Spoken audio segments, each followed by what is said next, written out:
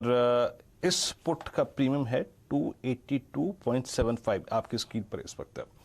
और कुछ स्टॉक्स को देखिए जो कि इस वक्त थोड़ा पेन झेल रहे हैं। इस क्रम में देखिए वीकनेस थोड़ी सी बढ़ती हुई, इंडेक्स थोड़ा सा नीचे फिसलता हुआ।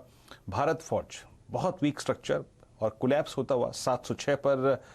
आशीष बह दीजिए आपका ट्रेड क्या होगा भारत फौज पे। मतलब देखिए चार्ट्स रखना स्क्रीन पे मेरा काम है, क्योंकि ये अब एग्जैक्टली इसी प्राइस पर 200 डिमा वॉलेट कर रहा है। आपका टेक क्या है?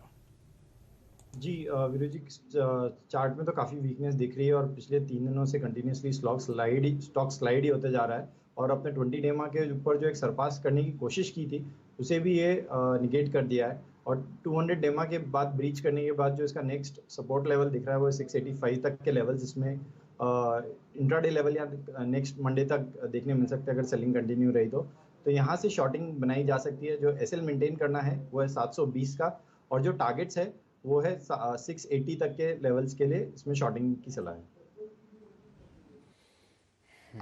ये रणनीति आपके सामने स्क्रीन पर आती हुई भारत फोर्ज पर। डायरेक्टर साहब 2:20 हो चुके हैं। ज़रा एक नज़र ब्रॉडर मार्केट्स पर डाल लेते हैं। हम लोग 19 इंडिसेस ट्रैक करते हैं। सबसे पहले आपको बताते हैं आईटी के अलावा और कहां कहां आपको मूव्स आते हुए दिखे हैं। बाकी के 18 इंडेक्स लाल निशान में है। गिरावट में आज निफ्टी का मीडिया इंडेक्स 3.25% नीचे 2311, और ये एडवांस डिक्लाइन रेशियोज आपके सामने स्क्रीन पर चल रहे हैं। ये 7:3 का रेशियो आपके सामने है। गिरने वाले 7 शेयर और बढ़ने वाले 3 शेयर आपके सामने स्क्रीन पर आते हुए दिख रहे हैं। ये जो एडवांस डिक्लाइन रेशियो है ये चिंताजनक भी है। और आप देखिए जो शुरुआती गिरावट आपने देखी थी वो फिलहाल दिन भर कंटिन्यू करती हुई दिख रही है। निफ्टी में अब और सेलिंग प्रेशर इसलिए आता हुआ दिख रहा है क्योंकि बैंक्स अब और गिरावट दिखा रहे हैं। यहाँ पर आपने एक शॉर्ट कॉल निफ्टी बैंक पर असित जी की तरफ से आती हुई दिखी है। तो ये फिलहाल सूरत हाल।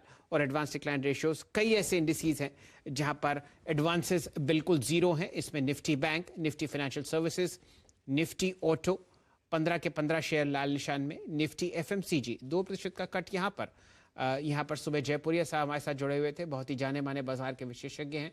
वो कह रहे थे बिल्कुल दूर हम लोग हैं पीएमएस मार्केट में, यहाँ पर एफएमसीजी काउंटर्स पे, क्योंकि यहाँ पर वैल्यूएशन अभी भी बहुत ज़्यादा है। तो 15 में से 15 शेयर एफएमसीजी इंडेक्स के लाल निशान में। निफ्टी का नेक्स्ट 50 यानी कि निफ्टी अल्फा 50 अगर आप देखेंगे तो 50 में से 39 शेयर ऐसे हैं जो आपको लाल निशान में दिखेंगे। वीरेंद्र जी। जी हाँ शैल जी, अगर आप देखें पेन इस वक्त आपकी स्क्रीन पर, और जरा एक बार लेके आइए आप वो स्टॉक से देखिए जहाँ पर काफ़ी पेन बढ़ रहा है। और आप एक बार टोरेंट फार्मा को लेके आइए, डे लो पर ट्रेड करता हुआ। एसआरएफ कल बहुत स्ट्रॉन्ग चला था, आज स्ट्रॉन्ग ओपनिंग हुई थी लेकिन सरेंडर कर दिया इसने गेन। क्या ऐसे बाजार में अगर आप देखें कोई स्टॉक खड़ा भी नहीं रहेगा हायर लेवल्स पे, ये सोचना भी गलत है। आईसीआईसीआई प्रू इस स्टॉक का जो डाउन ट्रेंड शुरू हुआ था ना, आप समझ लीजिएगा बहुत से मोमेंटम में था ये स्टॉक। 714 का हाई था इसका, ऑल टाइम हाई 723 माफ कीजिएगा, अब 559, और आप इसने सारे एवरेजेस को तोड़ दिया है। मानस मुझे ये 2-3 स्टॉक्स जो है ना जिन्होंने टाइम स्पेंड नहीं किया है एक बड़े जोन में, उनसे थोड़ा डर लग रहा है। जैसे बाटा था, जैसे आपका आईसीआईसीआई प्रू था। आपको याद होगा वो अप्रैल मई का स्विंग, और जो कि अगस्त तक चला था। इस रेंज में इसने टाइम स्पेंड नहीं किया है। आपकी राय क्या है आईसीआईसीआई प्रू पर? देखिए मेरी राय है कि यहाँ पर जो अंडरटोन है वो बेरिश है। लोअर टॉप लोअर बॉटम्स का ट्रेंड है, 200 दिनों के मूविंग एवरेज के नीचे फिसल गया है। और सबसे इंपॉर्टेंट ये है कि स्टॉक तैयार हो गया है पिछले लोज जो कि 657 के आसपास थे उसको ब्रीच करने के लिए। मेरा समझना है कि यहाँ पर गिरावट अभी और बढ़ेगी, कम से कम 530 525 तक के स्तर देखने को मिल सकते हैं। इसलिए एक सेल कॉल करंट लेवल्स पे भी आप ले सकते हैं जहां आपके स्टॉप लॉसेस 566 के ऊपर रहेंगे, और 530 से लेकर 525 के टारगेट आप सेट करिए। आपके सामने 2:23 हो चुके हैं। डायरेक्टर साहब जरा स्क्रीन पर ले आइए अपोलो हॉस्पिटल्स।